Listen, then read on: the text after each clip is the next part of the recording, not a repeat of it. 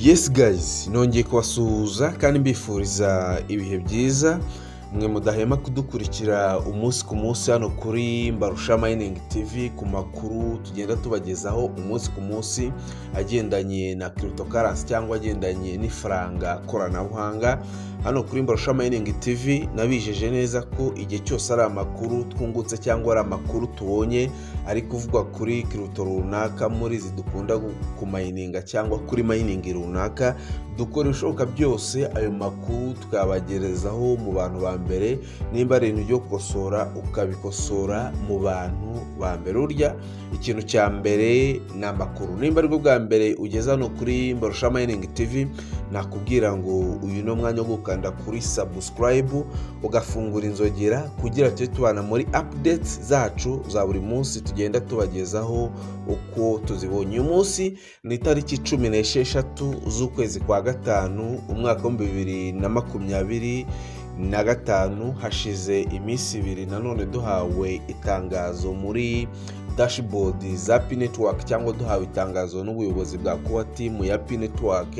Nyuma yuko iryo tangazo risohotse, ngira ngo mwabonye ko rya faranga ryacu rya Pi Network ryamanutse riva mu $1 n'ibice 2 gutyo hafi n'ibice 3.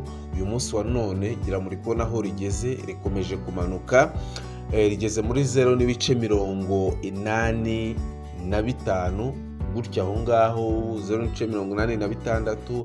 Ejo ryiriwe ribyinira muri 0 n'ibice 87 88 hafi muri 0 n'ibice 9. Ariko uyu munsi 16 nk'uko nabwiye ko ngomba kujya updating amakuru mbayereka aho ifaranga ryacu rigeze, urabona ko rigeze kuri 0 n'ibice 85. Tukiri aho ngaho, ku muntu ushaka kugura Pi akazibikaho, iki nicyo gihe nkunda kwibabwira buri gihe, iki nicyo gihe cyo kwibikaho Pi bigishoboka, kubera ko ndakubwiza ukuri ko hari igihe kizagera kuba wagura Pi 5 cyangwa 10 ubona ari ibintu bigoye cyangwa ari ibintu bihenze, bivanye cyangwa bitewe n'ahantu izabigeze. Rero ufite groupe yacu ya WhatsApp, waza kureba muri comment z'iyi video cyangwa muri description z'iyi video ukaza kujoininga link, ukaza kujoininga groupe ya WhatsApp. Waba ukeneye kugura Pi uranyandikira, hariho na nimero yanjye ya telefone, cyangwa ufite Pi ugurisha bitewe n'ikibazo runaka ufite ushaka kugurisha aho nkeya cyangwa kimwe cya kabiri, ibyo byose ndabigukorera nkakwishyura amafaranga yawe ukayakira kuri mobile money bivanye n'ahantu uri. Cyane cyane waba uri Burundi ndakwishyura nkoresheje Lumi Cash, amafaranga akakugeraho. Waba uri za Uganda turakwishyura amafaranga akakugeraho kuri MTN yawe ya Uganda. Waba uri mu bindi bihugu bya kure turakwishyura mu buryo bw'amadolari, tupfa kudohereza wallet ya USDT cyangwa y'idolari tukakohereza amadolari ahwanye na Pi wohereje cyangwa wagize ute wagurishije. Nyuma y'uko rero itangazo ryasohotse ku itariki 14, rimwe mu gihe twari dutegereje ko muri ecosystem za Pi Network ari amakuru adasanzwe dushobora kubona cyangwa ari ikintu gishobora guhinduka.